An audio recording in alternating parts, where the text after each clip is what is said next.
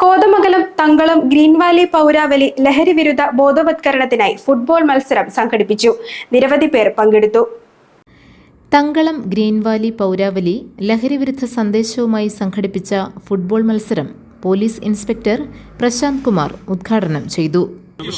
ലഹരി പോലെയുള്ള സംഗതികളിലേക്ക് ഒരിക്കൽ എത്തിപ്പെട്ടാൽ പിന്നീട് തിരിച്ചു പോവുക അത്ര എളുപ്പമുള്ള സംഗതിയാണ്.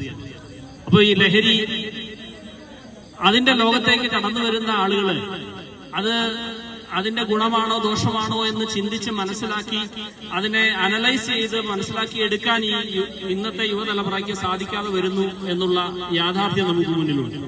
അപ്പൊ അതുകൊണ്ട് അവരുടെ മുന്നിലേക്ക് ഈ ചിന്തിക്കാനുള്ള ഒരു സമയം നമ്മൾ ഇട്ടുകൊടുക്കേണ്ടത് ആവശ്യമാണ്.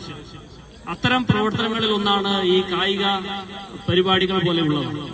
ഇപ്പൊ ലഹരിയുടെ ലോകത്തേക്ക് പോകാനുള്ള സാധ്യതകളെയൊക്കെ അടച്ചുകൊണ്ട് ആ സാധ്യതകളൊക്കെ പോസിറ്റീവായി ചിന്തിക്കാനും ജീവിതത്തെക്കുറിച്ച് ചിന്തിക്കാനും ഒക്കെയുള്ള സമയങ്ങളാക്കി മാറ്റിക്കൊണ്ട് കായിക ലഹരിയുടെ പ്രത്യേകത നമുക്കറിയാം. ആരോഗ്യവും മനസ്സും ഒക്കെ ഫ്രഷാക്കാൻ ആണ് കായിക ലഹരി സഹായിക്കുക. പൗരാവലി പ്രസിഡന്റ് MR ബിനീഷ് അധ്യക്ഷത വഹിച്ചു. എക്സൈസ് ഇൻസ്പെക്ടർ MP പ്രമോദ് സന്ദേശം നൽകി.